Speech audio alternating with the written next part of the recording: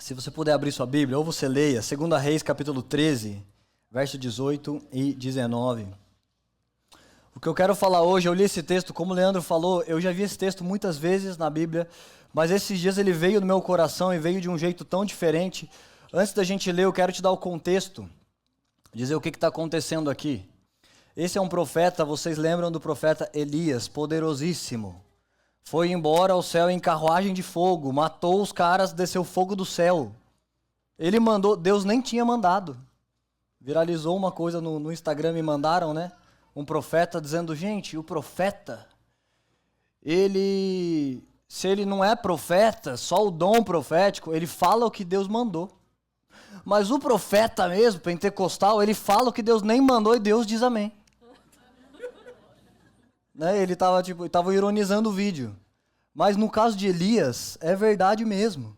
Elias falava e Deus falava, beleza, para a chuva, o cara mandou. Desce fogo do céu, mata os profetas de Baal, o profeta de Deus falou. Elias era esse cara poderoso e tal e tudo. Esse cara, Eliseu, era o discípulo de Elias. É quem a Bíblia disse que carrega unção dobrada do que Elias fazia. E nesse verso que a gente vai ler, ele dá esse conselho, ele discipula um rei, e no outro verso ele já morre. Então você vai ver o último impacto de Eliseu na terra, antes dele morrer, foi essa mesa que ele teve, que vai durar 2 versículos, que diz assim, Eliseu disse, pegue as flechas, e o rei pegou. Eliseu disse, atire-as contra o chão, e ele atirou 3 vezes e parou. O homem de Deus ficou irado com ele e disse, você deveria ter atirado 5 ou 6, e assim derrotaria a Síria e a destruiria completamente. Mas agora, porque atirou 3, você a derrotará somente 3 vezes. Meu Deus, é bom demais. Esse era um rei de Israel, e Israel estava em guerra com a Síria. E se você ver certinho lá ou naquelas bíblias de rodapé, o que acontecia nas guerras contra a Síria, que Israel ganhava uma, perdia uma, ganhava uma, perdia uma. E aí Eliseu está discipulando ele e está dizendo, abre a janela e você vai ver um monte de terra. Aí ele abriu a janela e ele diz, atira as flechas agora na janela. E ele atira 3, fala, e para. E Eliseu se ira e fala, por que você fez isso? A nação, o destino da nação estava na sua mão. Se você tivesse atirado mais flechas, Israel venceria para sempre. Mas porque atirou 3, vocês vão vencer 3 vezes. E o que esse texto tem falado comigo, no caso dessa época medieval, o jeito de fazer guerra, o jeito de expandir reinados, o jeito de vencer na vida, era mediante guerra, sangue, machados e armas. Por isso que Davi não pôde construir o templo, lembra? Davi falou, Deus, deixa eu construir, eu queimo tanto, deixa eu fazer a igreja. Deus falou, você não. Então Davi doou bilhões em ouro, prata, e falou, então alguém faz. Davi não podia fazer porque a Bíblia diz, suas mãos eram sujas de sangue. E para fazer o templo tinham que ser mãos limpas. E as dele eram sujas de sangue porque ele era um homem de guerra. É assim que se vivia em Israel. Então talvez hoje, se o profeta fosse falar com a gente, não seria um arco e flecha, porque não é assim que a gente faz guerra hoje, graças a Deus, né? A gente não faz guerra mais matando pessoas. A gente faz, como diz aquele outro meme, acho que eu estou vendo muito Instagram, a hora da pregação, vem meme na cabeça. O Smith fica me mandando, mas o Leandro me manda também uns memes.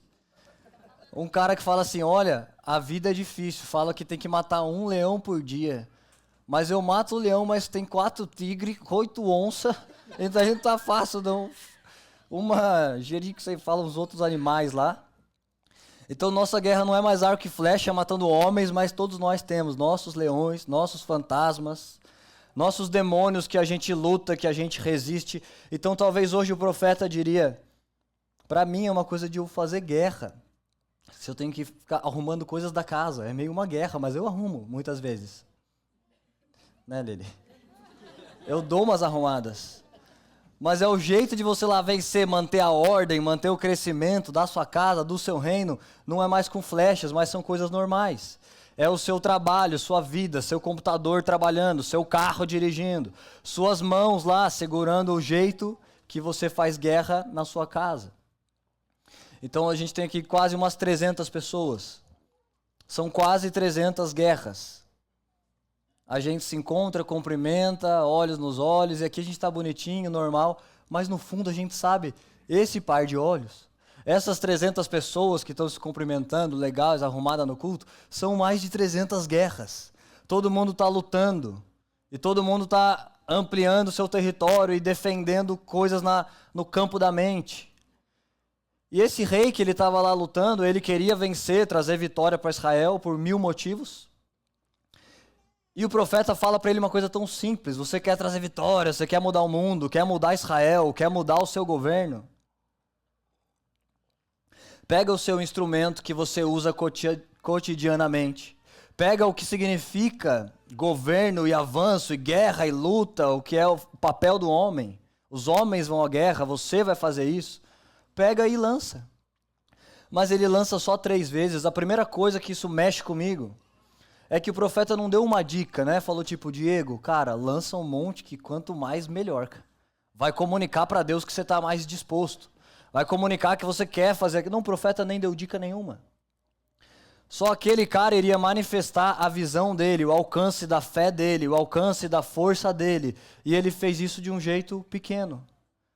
E eu tenho sido muito mexido, muito tocado por Deus nas coisas ordinárias da vida, nas coisas simples. Eu achei que era uma revelação minha, mas já tem um livro, a mulher escreveu, falou tudo que eu tenho revelação. Eu achei que dessa vez eu falei, vou liderar um movimento na igreja agora, das coisas ordinárias. É que a gente está muito treinado em esperar pelo sobrenatural, e cura, impõe mãos, e dons, e coisa. Mas tem muitas coisas naturais que elas já são a glória de Deus. A Bíblia diz em Romanos, a natureza, a existência das coisas, ela é prova viva de que Deus existe. De forma que os que não creem são indesculpáveis. Você acredita que a Bíblia diz isso? Um cara vai dizer, Deus, não dava para crer, eu fui na Poema, os caras estavam lá falando.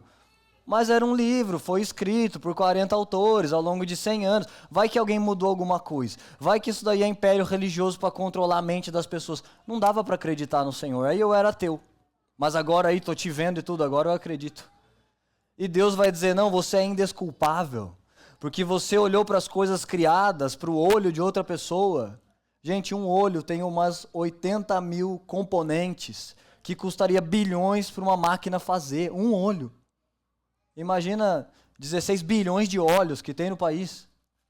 Que tem no país não, no planeta. Então o cara escolheu olhar isso, e as plantas, e os céus, e os astros. E o Hamiltinho que veio atacar nós, não deu, né? Deus defendeu o Hamilton. O tornado chamado Hamilton. Milton. Eu apelidei de Miltinho porque não veio na pressão.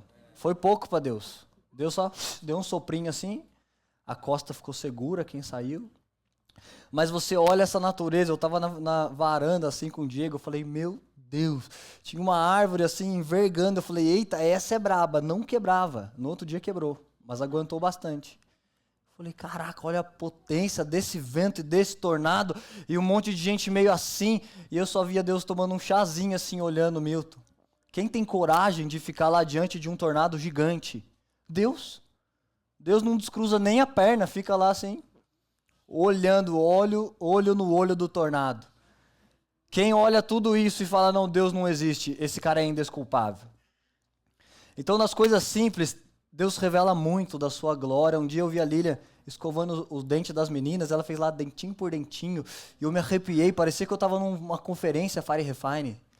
Falei, caraca, eu vi a vocação da mãe ali, cuidando da filha.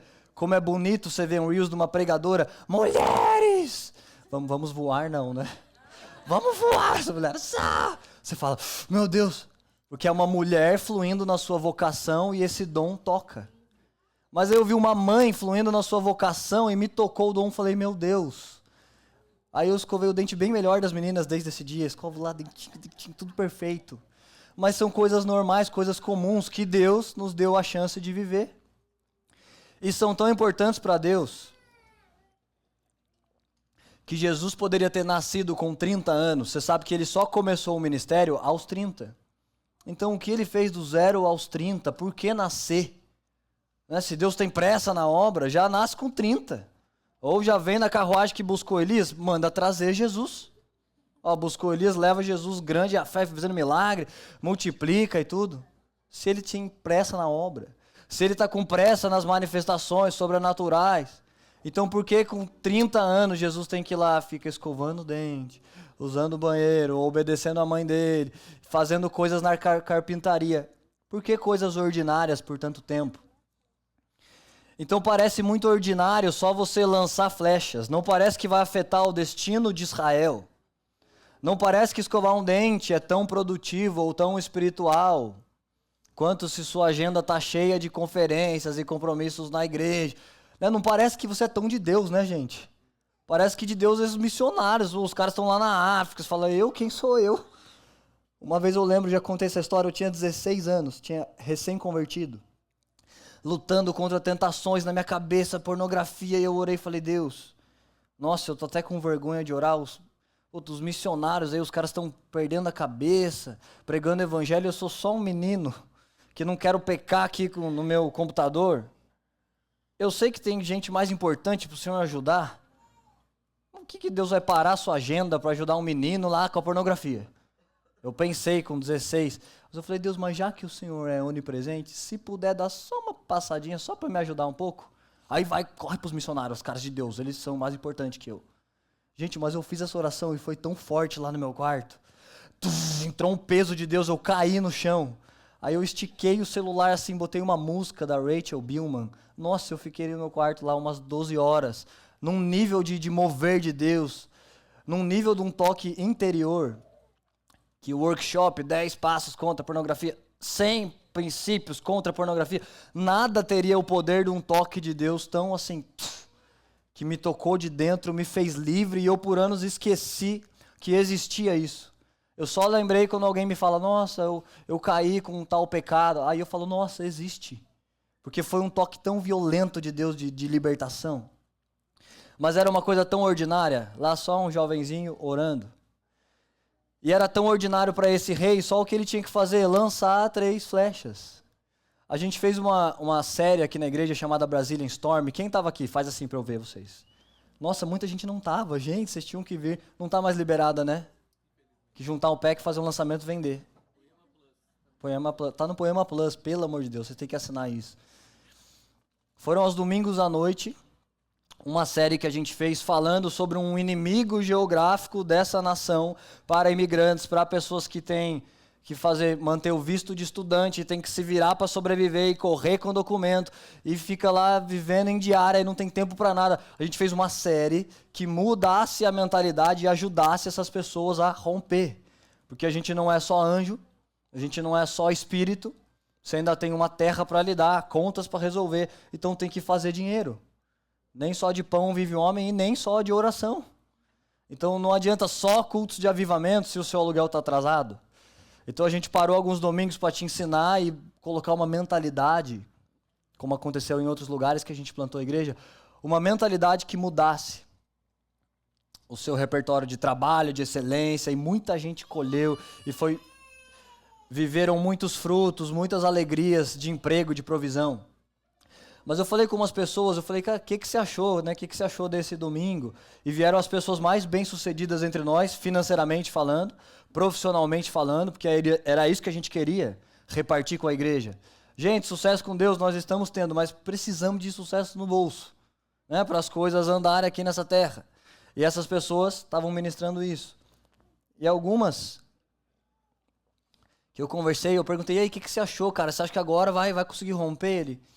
Cara, eu vi, mas assim, eu achei que havia assim, um segredo que eu ia conseguir fazer $10 mil no outro mês. E aí eu achei legal, mas tipo assim, acordar mais cedo, me hidratar melhor, fazer exercícios, como que isso vai pôr $10 mil na minha conta? Então muita gente ficou esperando lá um segredo, que o Lioto vai te ensinar um jeito, que você segue 10 passos e vai pendurar o cinturão do UFC na sua sala. E as marcas vão te procurar e vão te dar patrocínio e tudo vai acontecer, ótimo. Pílula mágica da prosperidade. Porque parecia muito simples algumas coisas. O Lioto falou, gente, você quer prosperar? Você tem que ter, primeira coisa, sua identidade. Aí tudo, identidade, eu já sei, eu preciso de dinheiro, pô. Minha identidade, eu já...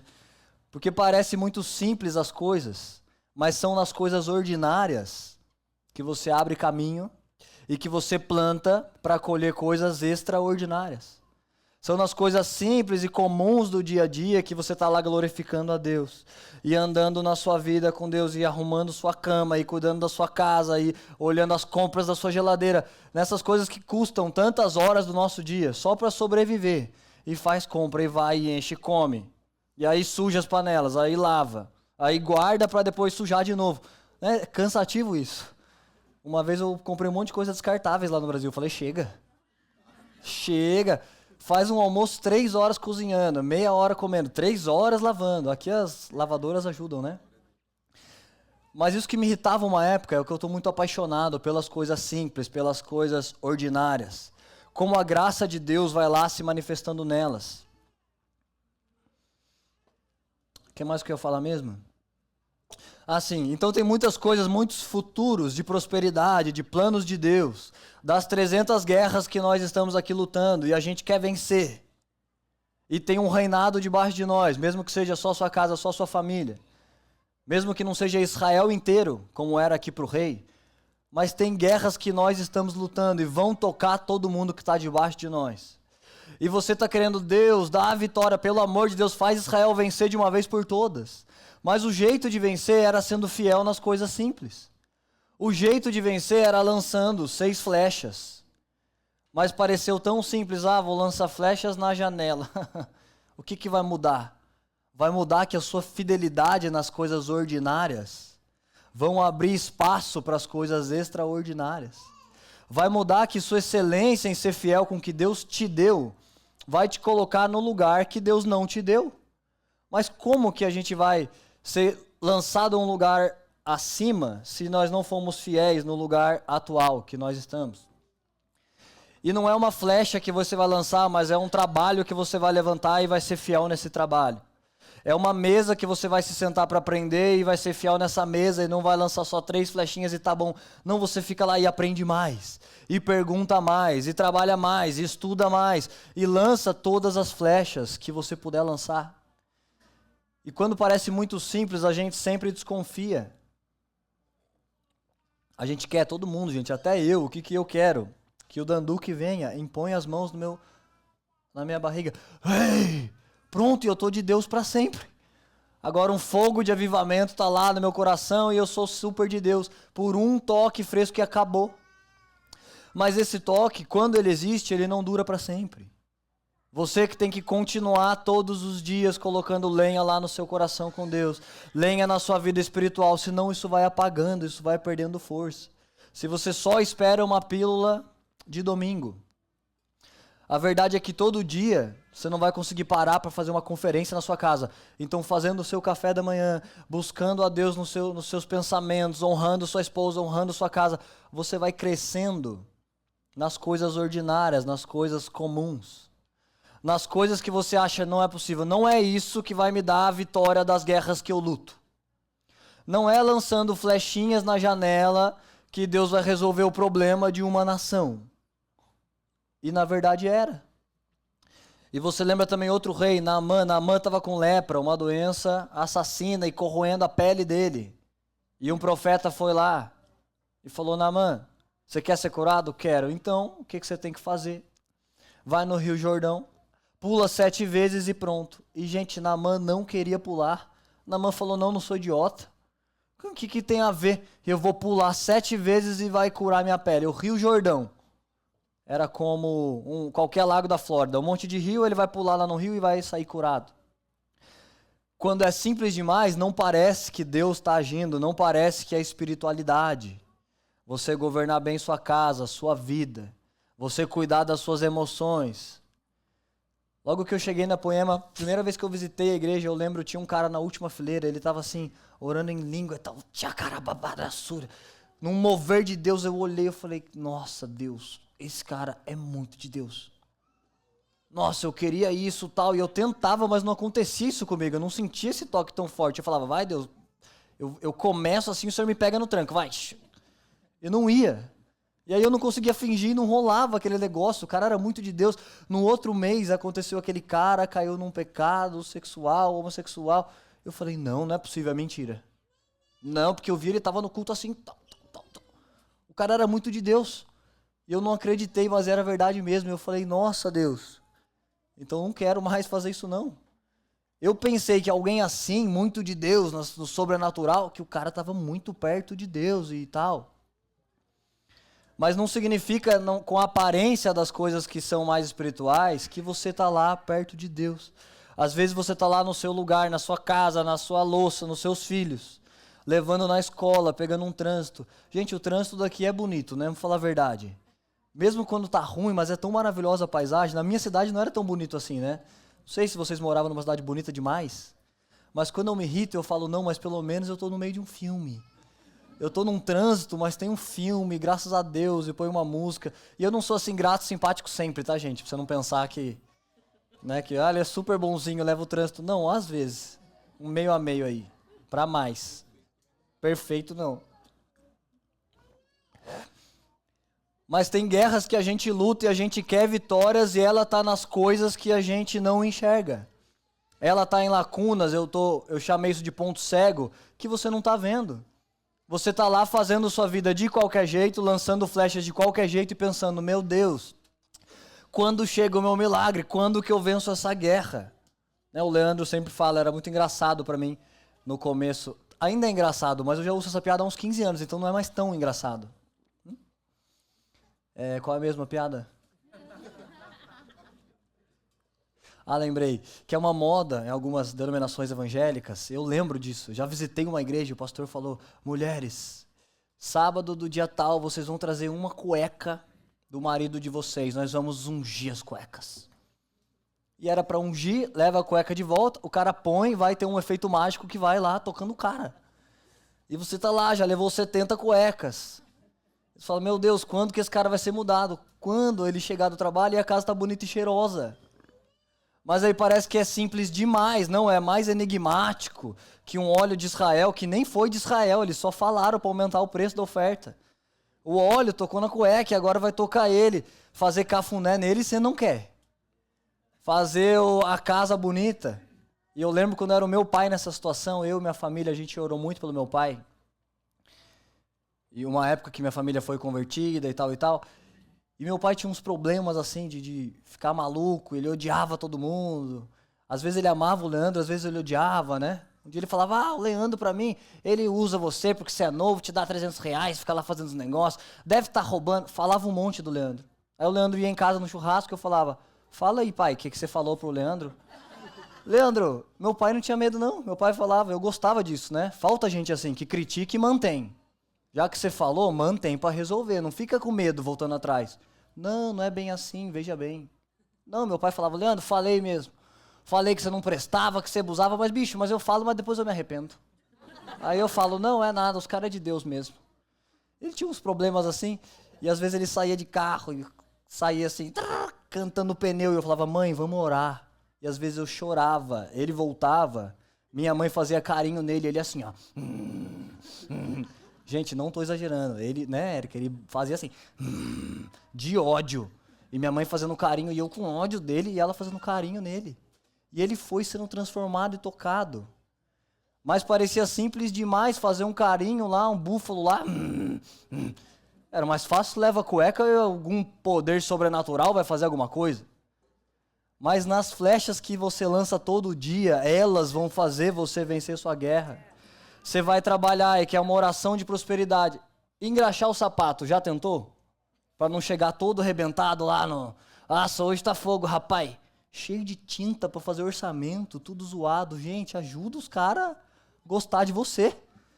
Que eles têm que gostar, não adianta só Deus gostar, os homens têm que gostar.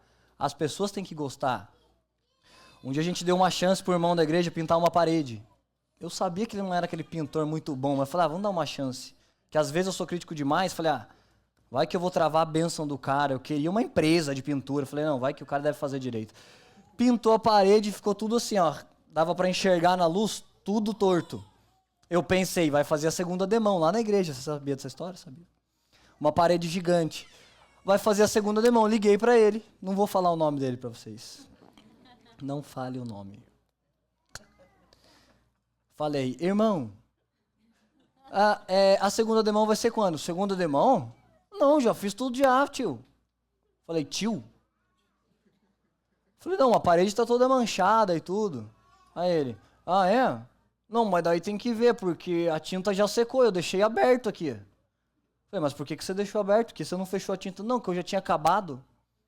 E aí um mês depois, gente, meu coração, vou confessar, ele na fila da intercessão pedindo oração para prosperidade. Falei, Deus, não prospera. Não tem como prosperar o cara, não tem como. E olha só como meu coração é metade mal e metade bom, gente. Não, para ele prosperar, significa que ele vai acabar com a casa de vocês todos. Como que Deus prospera? A Bíblia diz, quem não trabalha, não come. A Bíblia diz, pão nosso de cada dia nos dai hoje. Como que Deus te dá o pão? Ele falou, quem não trabalha, não come. O pão não vai chegar no mailbox. Você ora, você está usando fé. E você mistura obras à sua fé, senão é morta. Você ora e você trabalha. O trabalho traz o pão. Se o trabalho dele é fazer tudo ruim, como que vai chegar o pão na casa dele? Só todo mundo deixa ele brincar de pente lá nas nossas paredes. Não feliz, um ano depois, dei uma chance de novo. Chamei uma empresa para instalar ar-condicionado em casa. Ele falou, não, isso aí eu instalo. Eu falei, instala nada. Comigo é assim, gente, eu sou bonzinho. Errou uma vez, esquece. Se errou uma vez comigo, a chance é nunca mais. E aí eu falei, não, eu tô muito duro, eu tenho que ser mais bonzinho. Vou dar outra chance. Lília, fala o que ele fez. A Lília de madrugada, grávida assim, ó, no chão do apartamento, que o ar não funcionava.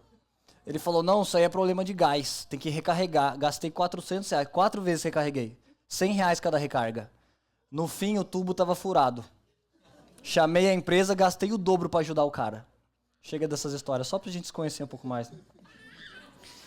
Mas como que Deus vai prosperar esse cara? Ele quer mudança de vida, ele quer prosperar, ele tá lá na fila da intercessão, e ele tá assim, ó, xarababas, Deus muda minha vida. Não dá para mudar. Ele não é fiel nas coisas ordinárias, ele não faz direito o que é para fazer, ele não lança as flechas que é para lançar, não vai vencer a guerra que ele quer lutar.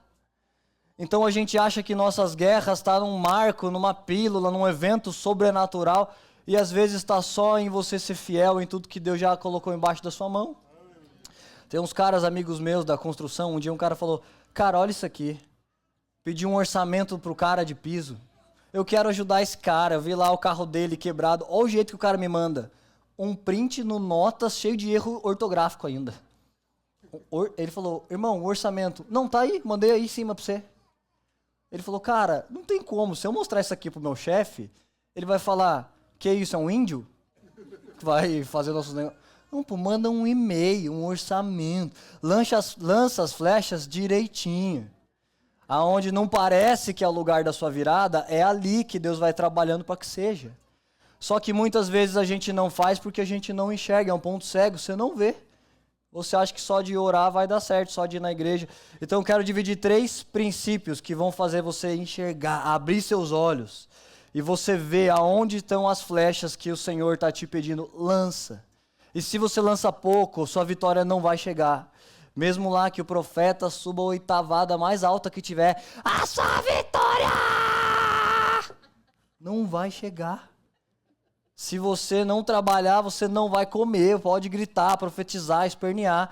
Tem um protocolo que Deus deu para o homem viver na terra. Imagem e semelhança. Se você está imitando Deus, vai funcionar. Se você não está na imagem nem na semelhança, não vai funcionar. Primeiro versículo. 2 Reis, verso 6. Esse aqui é bom demais.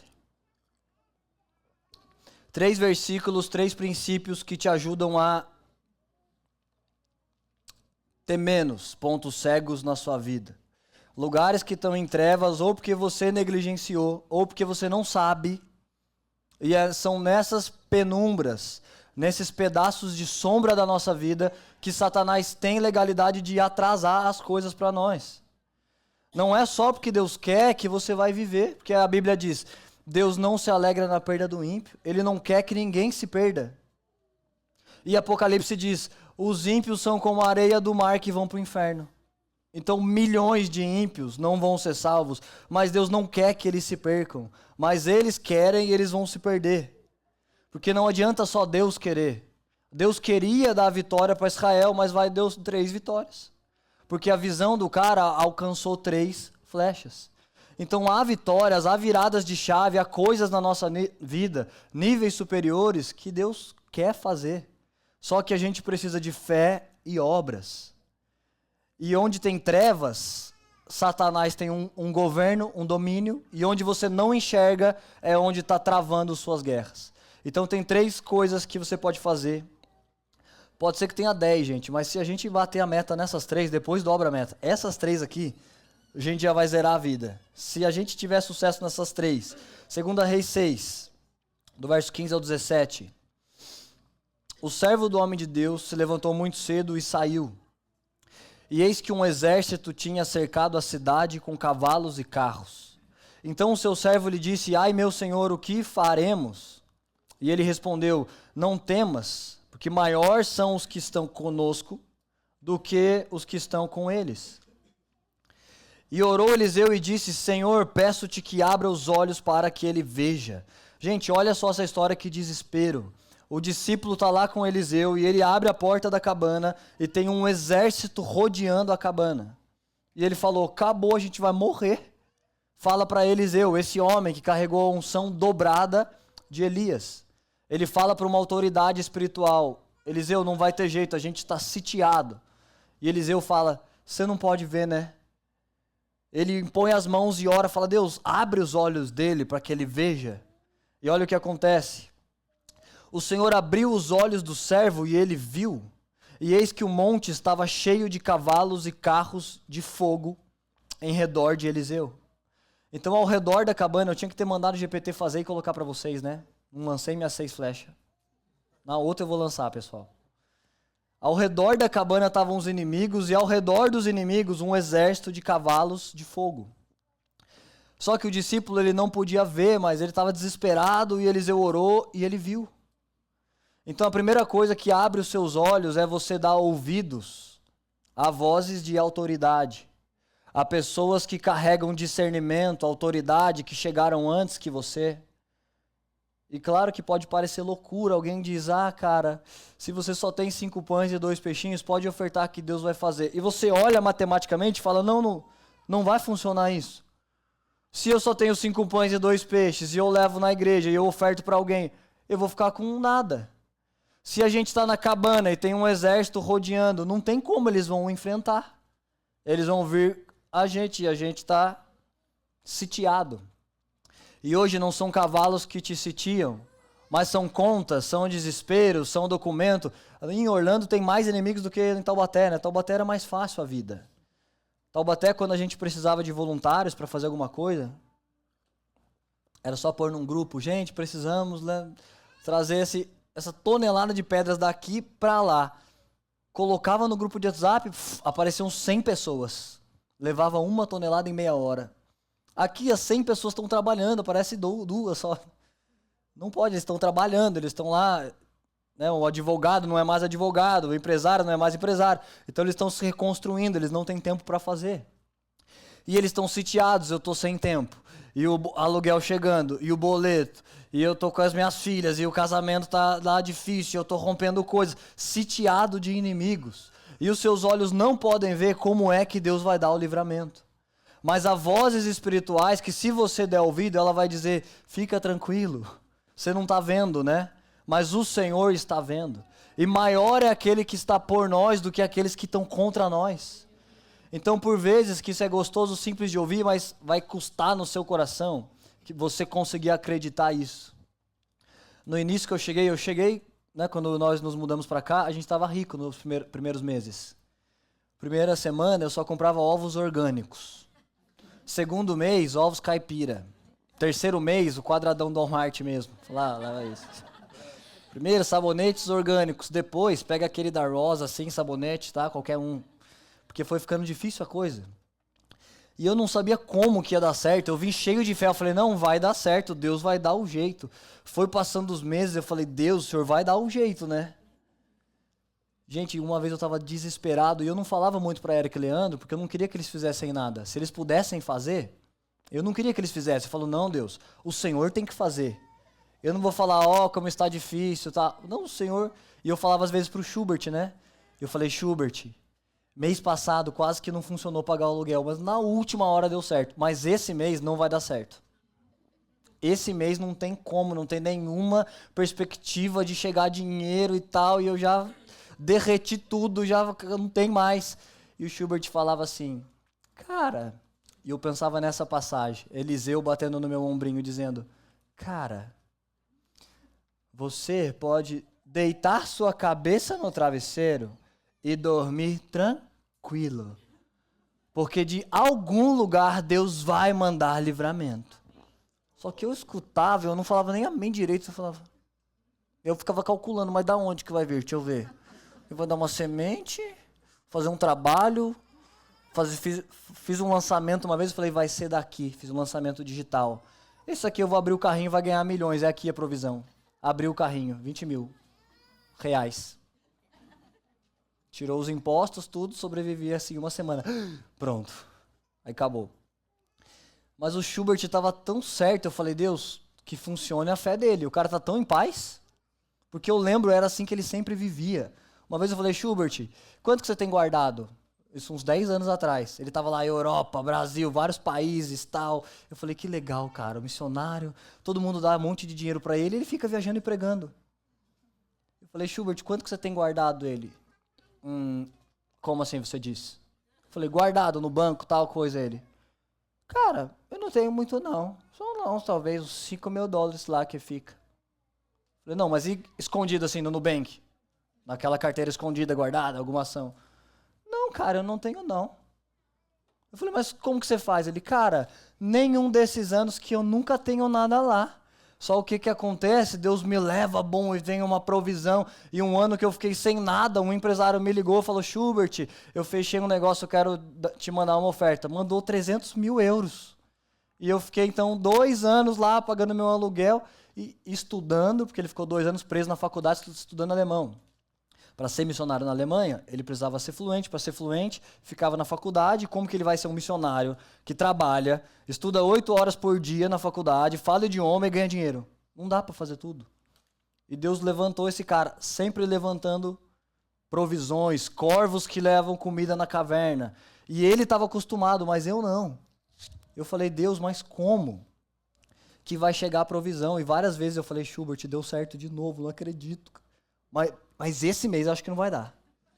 Sério, eu falava, Deus, eu não estou brincando com o senhor, mas é que mês passado eu lembrei de umas criptomoedas, vendi e deu certo. Esse mês Smith sentiu no coração, fez uma oferta, mas mês que vem não tem mais moeda, não tem mais Smith. O que vai ser? Mas mês após mês que era a graça de Deus. E eu só me concentrando em ser fiel no ordinário. Alguém pode me ajudar com um fundinho, Felipinho? Você não vai cobrar mais não, né?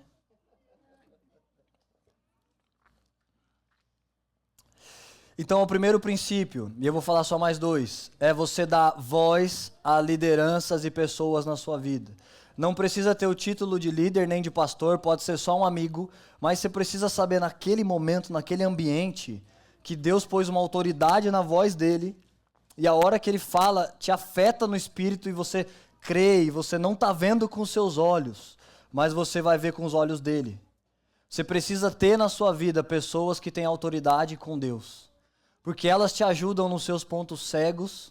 Me ajudou demais, eu estava desesperado. E eu falei, não, o Schubert é um apóstolo. Avivalista das nações, ele tem 30 anos de fé. Ele não é esses caras positivistas. Vai dar certo, Smith, vai dar tudo errado. Fala, não, vai dar certo, cara. Pode confiar que a mulherada vai gastar milhões lá no salão. Ele não é otimista, sabe? Sou otimista da ilusão. Vai indo que vai dar bom. Não é você que está aqui, né? Não é você que está aqui com as suas filhas e tal, desesperado para funcionar o aluguel. E na voz dele eu confiava que isso iria funcionar. Eu dizia, Deus, não sei como, mas vamos. Agora, graças a Deus, passou esse tempo de pobreza, a gente já estamos ricos, né, nele? Segundo princípio, que vai abrir os seus olhos, que vai tirar pontos cegos da sua vida. Esse aqui é bom demais. Esse aqui vocês não vão acreditar, gente, o que eu já fiz para poder viver esse texto. 1 Pedro 3,7. Maridos, do mesmo modo, sejam sábios no convívio com sua esposa, tratando-a com honra e como a parte mais frágil e coerdeira do dom da graça da vida, de forma que não sejam interrompidas suas orações. Vocês acreditam, a mulher é a parte tão frágil, e Deus compra tanto a briga delas, que se você briga com ela, sua oração não sobe. Deus falou, trata ela de modo sábio e honra, senão a oração não sobe. Então tem vezes que o que te parece mais produtivo, enviar 50 currículos e fica lá esperando das pessoas, meu Deus, o Smith tem um salão. Aí você faz unha, fica lá pro Smith, Smith, tudo bem com você hoje? Vendo se ele vai te notar, se os homens vão te fazer algum favor para mudar a sua vida. Mas o que mudaria a sua vida era tratar bem sua esposa. Porque aí sua oração iria subir. E aí Deus iria levantar alguém que te leva ao próximo nível. Deus iria levantar alguma circunstância, alguma provisão, alguma empresa, algum trabalho. É mais produtivo você honrar sua esposa num café da manhã bom, ordinário, simples e comum, do que passar 12 horas dirigindo procurando emprego. Porque se para mudar de vida você está negligenciando a casa, sua oração não vai subir. E Deus que poderia estar do seu lado não vai estar. Deus se opõe. Tem muitas pessoas que Deus se opõe. Deus se opõe ao soberbo, Deus se opõe ao que professa a fé, mas não está crente de verdade. Deus odeia o orgulho. Se você anda num orgulho, Deus vira o rosto e Deus não te vê. Deus não está lá com você, Ele não está participando da sua vida. Porque você está sozinho na jornada dizendo, não Deus, eu dou conta. Eu sou o provedor da minha casa, eu me viro com as minhas contas, eu resolvo isso aqui nas costas. Mas o jeito de resolver era sendo fiel com as vozes que Deus levantou, com a família que Deus te deu. E eu já vi várias vezes aqui nesse país que eu fiquei muito tenso. Eu falei pra Lília, quando a gente chegou, Lília, quando você acordar você não vai mais me ver, e eu vou chegar só na hora de dormir, porque eu vou trabalhar igual um maldito. Não recomendo pra ninguém, mas foi o que eu fiz, né? 5 da manhã eu já não estava lá, eu pensava, Deus, não, eu tenho que resolver essa casa, eu tenho que resolver essas coisas. Gente, eu trabalhava até minha mente explodir de tão cansada, e mais cafeína, e só vivendo pra isso. Eu falava, meu Deus, eu tenho que honrar a igreja e o trabalho, tá, eu preciso fazer isso. E uma hora eu percebi isso, estava custando dano à minha casa, à minha família. E parecia mais produtivo, parecia que isso é o que me faria ganhar a guerra. Mas eu lembrava desse texto dizendo, não, o que ganha guerra não é o esforço que você está lá fazendo na espada contra os exércitos, é lançar as flechas direito para que Deus veja. Porque se Deus vê que você está fazendo o que é para ser feito, Deus vai te dar aquela vitória na sua mão.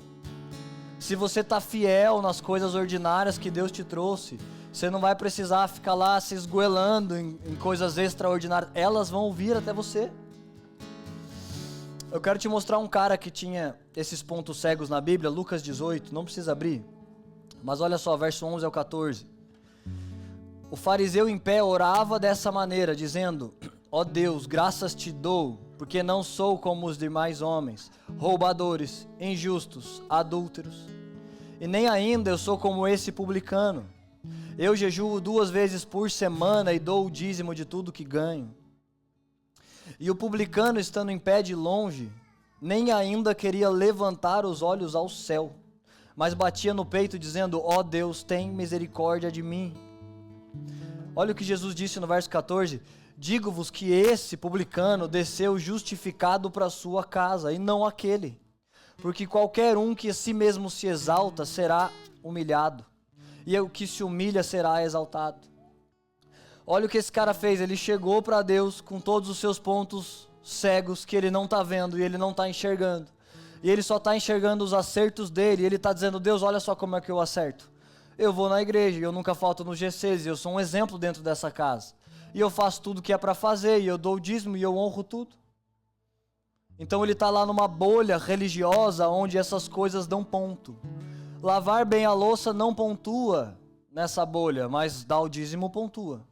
Ser fiel à sua esposa e honrar uma mesa de café da manhã, e cuidar bem das suas filhas, e escovar o dente dele, não dá ponto na instituição religiosa. O que dá ponto é isso que ele está dizendo. Eu não sou como os demais homens, eu jejuo 2 vezes por semana. Ele está cheio de pontos no algoritmo da bolha dele. Mas pontuar na sua bolha não significa que você está pontuando com Deus.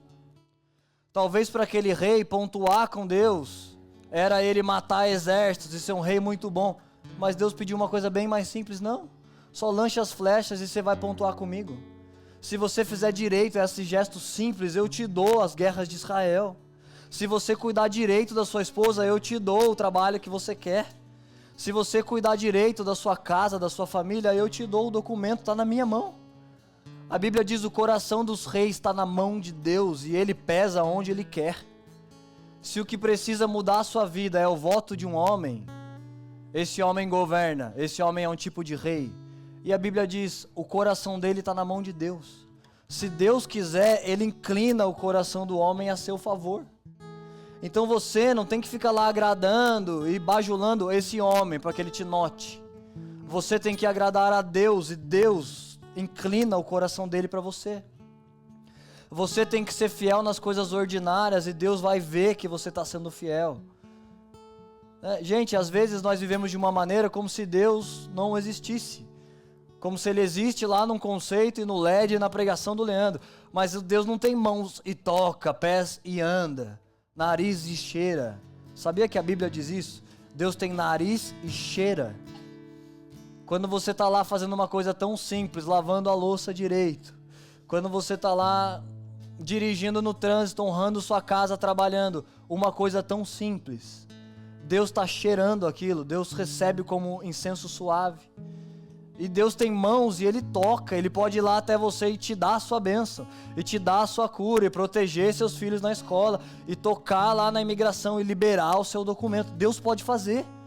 E às vezes nosso desespero em fazer as coisas, parece que Deus não pode fazer nada disso. Que está tudo nas nossas costas e quem tem que vencer é você. E quem tem que fazer é você. Mas se a gente migra essa energia para honrar a nossa casa, honrar a nossa esposa, honrar as vozes espirituais que Deus colocou na nossa vida, Deus vai mostrando que não existe só aquela bolha que a gente enxerga. Se você está preso na bolha, tem pontos cegos que você não está pontuando e você não sabe. Você só vai dizer na igreja: Deus, obrigado, sou fiel, não roubo, não fumo, não mato, faço nada de errado. As coisas na minha vida não andam, eu não sei por quê, porque eu estou perfeito. É exatamente o que esse cara orou. E Jesus disse: esse cara não foi justificado para casa. Quem foi justificado é o cara que disse: Deus, perdão, tem misericórdia de mim. Ele estava vendo os pontos cegos dele. Ele estava vendo as falhas e as coisas ordinárias que ele não fazia. O que mais que eu falo? Meu Deus, já são 12h40, eu queria pregar 2 horas, isso está muito gostoso. Tá bom, Smith? Você é fiel nas coisas ordinárias? Mais ou menos. Gente, eu falei aqui brincando, né? Que eu e a Lili somos ricos. Tá quase. Mas falei muito sério, porque as palavras para mim e para a Bíblia diz: do fruto dos seus lábios comereis. As palavras a gente fala de graça, né? Vai falando como se é ticket grátis, porque é de graça falar, você só fala. Mas um dia, se você fala demais, te recomendo fazer isso. Um dia na vida eu inventei um voto que não existe, fiquei 24 horas sem falar. Inventei, não sei se Deus recebeu, mas foi bom para mim. 24 horas sem falar, eu fiquei desesperado. Gente, quando eu falei, no dia seguinte, quando deu 24 horas, eu senti um peso. Você não sente um peso quando você fala, né? Você só fala lá, qualquer coisa. Ah, eu acho que o salão do Smith é mais ou menos. Você já foi no salão dele? Ah, não, cara, eu acho que o Brian, eu não sei, não gosto muito dele jogando bola. Você já viu o talento do menino? Domina no peito, vira de lado, fatiou. Por que você fica falando? Você acha tudo, opinião sobre tudo, todos. Porque falar parece que é de graça. Mas esse dia que eu fiquei 24 horas sem falar, quando eu pronunciei palavras, parecia literalmente que eu estava construindo, elas tinham um peso assim na minha boca. E eu falei testando, eu falava: meu Deus, nossa, o que é isso? Sei lá, eu acho que os meus lábios ficaram tanto tempo sem vibrar nada, que eles estavam estranhando. E eu sentia o peso das palavras e me conectou mais com esses textos que a Bíblia diz: sobre a língua está o poder da vida e da morte. do fruto dos seus lábios você vai comer. E eu comecei a ver, nossas palavras não são brincadeira. Elas são estruturantes. Quanto mais você fala, você cultiva aquilo. A Lili às vezes fala assim, tive um sonho ruim com você. Eu falei, quero nem saber, Lili. Não, um sonho de alguma coisa com uma mulher. Ixi, eu não quero nem saber. Ora, repreende, se resolve aí. Porque nada disso existe na minha cabeça. Uma hora que essas palavras estão sendo faladas, elas vão estruturando alguma coisa. Se você precisar abrir de um sonho ruim, abre e já cancela. Felipinho, sonhei uma coisa ruim, cara, em nome de Jesus, vamos repreender. Suas palavras têm poder, elas estruturam uma coisa. Enquanto você vai falando, meu Deus, que desgraça, olha esse quarto bagunçado. Você está grifando o quarto bagunçado, não fale. Esses defeitos têm que morrer por inanição, por você não alimentar isso. Quanto mais você fica falando, mais que isso vai piorando a vida da pessoa, a cabeça da pessoa. Fala com Deus, lembra? Deus tem pés e anda. Diga a Deus, essa peste deixa o quarto sempre bagunçado. Aí Deus você pode falar, porque aí Deus vai diminuindo o colateral das suas palavras. Deus, ajuda esse menino a resolver a vida dele. Mas não diga para ele as palavras que vão estruturar o defeito dele mais ainda. Esse é o terceiro princípio que eu quero dividir, que te faz ver seus pontos cegos. Aquilo que você diz estruturam coisas no mundo espiritual. Às vezes seu ponto cego é o que você está dizendo. Você abençoa a sua vida aqui, vai dar certo. E durante a semana você fica falando, meu Deus, não aguento mais ser pobre. Gente, não fala isso. Não fale esse ditado que você não aguenta mais, você não é pobre. A Bíblia diz, ele se fez pobre para que nós fôssemos ricos. E é claro que não está falando só de dinheiro, mas você já vai tomando posse pelas palavras que você fala. Já vai entrando nesse lugar. Se não dá para entrar com o corpo, entra com a língua. Se não dá para ter os 2 carros que você gostaria, eu fiquei com a Lília um tempão, 2 filhas, escola, um carro só, eu falava, meu Deus. E eu tinha vontade de dar umas xingadas no universo, assim, meu Deus. Os MCs têm 2x8, só cantando porcaria. Deus, eu que sou teu servo. Umas X3 pelo menos, 2, uma para cada. Mas se você não deixa sair esses vereditos, se você governa seus lábios, você diz, Deus, você vai trazendo luz aos pontos de trevas na sua vida, aos pontos de ignorância que você não conhece, mas eles estão travando sua vitória. Você pensa que a guerra não está sendo vencida, porque o exército não se saiu bem. Não é porque você não está sendo fiel às vozes que Deus levantou, à família que Deus te colocou, e às palavras que estão nos seus lábios e têm poder. Não estou falando de um positivismo lá, do segredo, que você vai falando, inventando, mas você fala pela fé e você anda com obras para você viver o que você está dizendo. Se você só fala e não tem obras, não vai acontecer. Mas se você tem obras e não está crendo, não está falando, não está chamando à existência um novo lugar, você está atrasando o tempo de Deus para sua vida. Você pode ficar em pé e ajudar a gente a encerrar? Esse é o último texto que eu quero ler para vocês. Gente, olha esse texto, eu preciso ler isso. Me ouve para você defender o temor no nosso coração, o temor a Deus, a paixão por Deus, que esse mundo compete tanto com a paixão por Deus. A nossa agenda de trabalho, de carga horária, de amizades, de relacionamentos, de metas, de sonhos, todas essas agendas competem tanto com a agenda de Deus no nosso coração, que a gente tenha temor, que a gente defenda a paixão, que se você tem que ficar defendendo trabalho e contas e futuro e sucesso, que você também defenda a presença de Deus na sua vida. Olha isso, Apocalipse 3, verso 17 e 18. Vocês dizem no seu interior, não preciso de coisa alguma, mas não sabem que é infeliz, sim, miserável, pobre, cego e nu? Aconselho-te que de mim compres ouro refinado para que te enriqueças e roupas brancas para que te vistas e não apareça a vergonha da tua nudez e que unja os teus olhos com colírio para que vejas. Olha como a Bíblia termina orando por uma igreja que ela está dizendo, Deus, obrigado, porque não temos falta mais de nada e já estamos bem e felizes.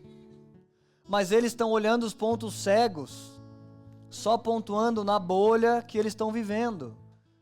Então você pode ser um ótimo empresário, ótimo homem de negócios e pontuar nessa bolha, mas tem coisas que não estão pontuando com Deus e são pontos cegos. Você pode ser um pastor e a plateia te ama e te aplaude e seu Instagram é bombástico e você está bem nessa bolha, mas não está bem na bolha que Deus pontua, nas coisas que Deus valoriza.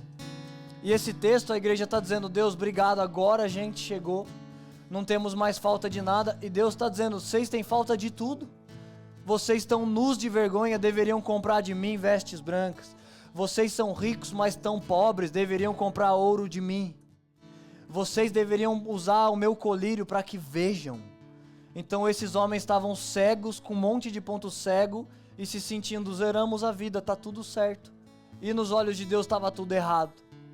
Então minha pregação e minha oração nessa manhã é que nós nos acheguemos a Deus com nossos pontos cegos, dizendo: Deus, tem tantos pontos cegos na minha vida, na nossa vida. Tem tantos sucessos na nossa bolha e não adianta você trazer esses para a presença de Deus, porque eles vão só te cegar. Tem muitos outros fracassos que estão impedindo a vitória da sua guerra, e é eles que você precisa reconhecer. É esses pontos cegos que você precisa enxergar. O que as vozes de Deus estão te falando, a unidade na sua casa que você não está vivendo, e os frutos dos lábios que você não está comendo, porque você reclama, porque a sua fonte jorra água doce no domingo de manhã, mas água amarga quando o trabalho te manda andar a segunda milha. Ah, disseram que era 5 horas, mas virou 8, mas faça 8 feliz. Mas faça profetizando e comendo do fruto dos lábios. Faça sabendo que suas palavras estruturam. Não é de graça, você não fala e depois você fala: ah não, nada a ver aquilo que eu falei.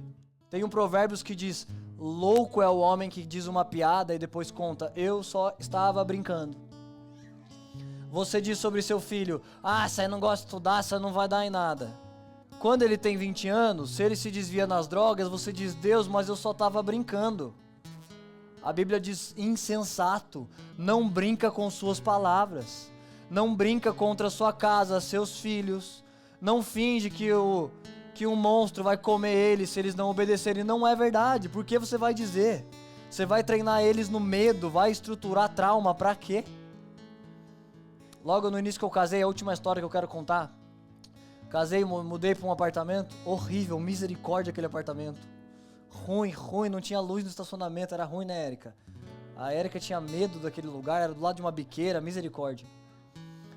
A gente morava nesse apartamento, era muito feliz, e tinha vezes que a Lilian abria a gaveta de talheres, e ela abria muito forte, ou o meu móvel que era muito ruim, eu não sei, mas ela abria e os talheres faziam trrr. Eles se chocavam uns nos outros, e me subia um desespero assim no peito, um medo, eu ficava branco. E eu tinha raiva daquilo, né?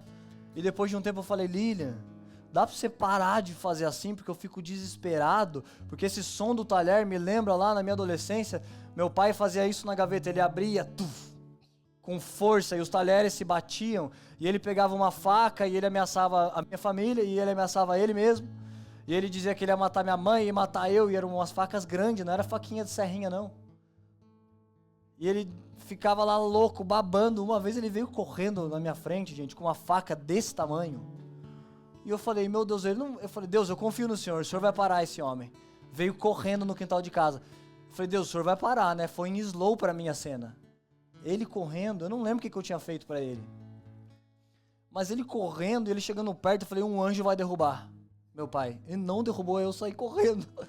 Ele chegou bem perto assim de mim, quando ele fez assim, eu saí correndo. Eu falei: meu Deus, meu pai vai me matar, eu vou parar no Datena. Pensei, de desespero. Aí foi lá pra casa, acalmar, colinho da Érica. A Érica dá mais medo que meu pai com faca. A Érica sem faca. A Érica de LV na mão dá mais medo do que meu pai de facão. Mas aí toda vez chocavam os talheres, me dava um gatilho, eu tinha desespero. E talvez nem era tão forte que ela estava lá mexendo os talheres. Mas o que eu quero dizer, tem traumas, tem gatilhos, tem coisas em você, que aquilo que está acontecendo nem estava acontecendo nada, mas na minha cabeça estava. Eu estava desesperado com aquele som, porque aquele som era um som de desespero. Aquele cenário me assustava, e até hoje faz uma coisinha assim no meu coração. Então tem verdades na sua vida, na nossa vida, que não são verdades. São pontos cegos que foram gerados em nós. São crenças que não são reais. Você acha que é assim porque é assim, mas não é. E não vai dar tempo de eu continuar essa mensagem. Quem sabe parte B domingo que vem. Não vou falar que é estruturante, eu quero pregar não. Quero assistir série com a Lília. Deus está lá nas coisas ordinárias com a gente. Meu casamento tá tão bom, Smith, eu não precisava nem ser pregador mais. Só o marido que eu tô, de 1 a 10, nota 1000. Ajudando, fazendo tudo, nota 1000. Preciso pregar, já ganhei muito ponto com Deus, já tô bem. Mas tem pontos cegos que foram gerados por trauma, e você fala, nossa, cara, Brasília Storm nada a ver. Não, os caras têm dinheiro porque... Não, mas não dá pra prosperar. Gente, é mentira isso. A Bíblia diz, você vai comer o melhor da terra.